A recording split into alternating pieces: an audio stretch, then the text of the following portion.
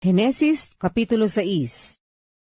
At nangyari, nang magpasimula na dumami ang mga tao sa balat ng lupa, at mga kaanak ng mga babae, na nakita ng mga anak ng Diyos na magaganda ang mga anak na babae ng mga tao, at sila'y nangagsikuha ng kani-kanyang asawa sa lahat ng kanilang pinili.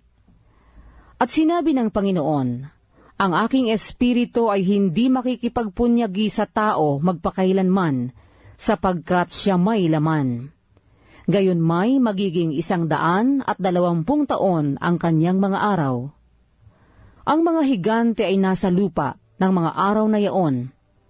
At pagkatapos din naman na makasiping ang mga anak ng Diyos sa mga anak na babae ng tao, at mga kaanak sila sa kanila. Ang mga ito rin ang naging makapangyarihan ng unang panahon na mga lalaking bantog. At nakita ng Panginoon na mabigat ang kasamaan ng tao sa lupa, at ang buong haka ng mga pag-iisip ng kanyang puso ay pawang masama lamang na parati. At nagdamdam ang Panginoon na kanyang nilalang ang tao sa lupa, at nalumbay sa kanyang puso. At sinabi ng Panginoon, lilipulin ko ang tao na aking nilalang sa ibabaw ng lupa, ang tao at gayon din ang hayop, at ang mga umuusad, at ang mga ibon sa himpapawid, sapagkat pinagsisisihan ko na aking nilalang sila. Datapwat si Noe ay nakasumpong ng biyaya sa mga mata ng Panginoon. Ito ang mga lahi ni Noe. Si Noe ay lalaking matuwid at sakdal noong kapanahunan niya. Si Noe ay lumalakad na kasama ng Diyos. At nagkaanak si Noe ng 3 lalaki, si Sem, si Cam at si Hapet. At sumama ang lupa sa harap ng Diyos, at ang lupa ay napuno ng karahasan. At tiningnan ng Diyos ang lupa, at narito sumama, sapagkat pinasama ng lahat ng tao ang kanilang paglakad sa ibabaw ng lupa. At sinabi ng Diyos kay Noe, ang wakas ng lahat ng tao ay dumating sa harap ko, sapagkat ang lupa ay napuno ng karahasan dahil sa kanila. At narito, sila'y aking lilipuling kalakip ng lupa. Gumawa ka ng isang sasakyang kahoy na gofer. Gagawa ka ng mga silid sa sasakyan, at iyong sisiksikan sa loob at sa labas ng sahing. At ganitong paraan gagawin mo.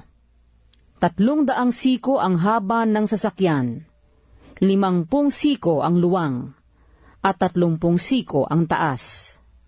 Gagawa ka ng isang durungawan sa sasakyan, at wawakasan mo ng 1 siko sa dakong itaas. At ang pintuan ng sasakyan ay ilalagay mo sa tagiliran. Gagawin mong may lapag na lalong mababa, pangalawa at pangatlo. At ako, narito, ako'y magpapadagsa ng isang baha ng tubig sa ibabaw ng lupa, upang lipulin sa silong ng langit ang lahat ng laman na may hininga ng buhay. Ang lahat na nasa lupa ay mga mamatay. Datapwat pagtitibayin ko ang aking tipan sa iyo, at ikaw ay lululan sa sasakyan, ikaw at ang iyong mga anak na lalaki, at ang iyong asawa, at ang mga asawa ng iyong mga anak na kasama mo.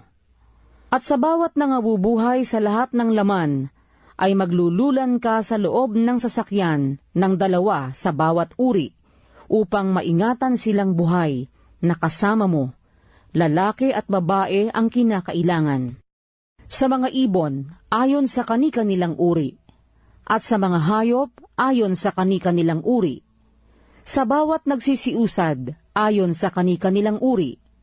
2 sa bawat uri ay sasama mo sa iyo, upang maingatan silang buhay. At magbaon ka ng lahat na pagkain na kinakain, at imbakin mo sa iyo, at magiging pagkain mo at nila. Gayon ginawa ni Noe, ayon sa lahat na iniutos sa kanya ng Diyos, ay gayon ang ginawa niya.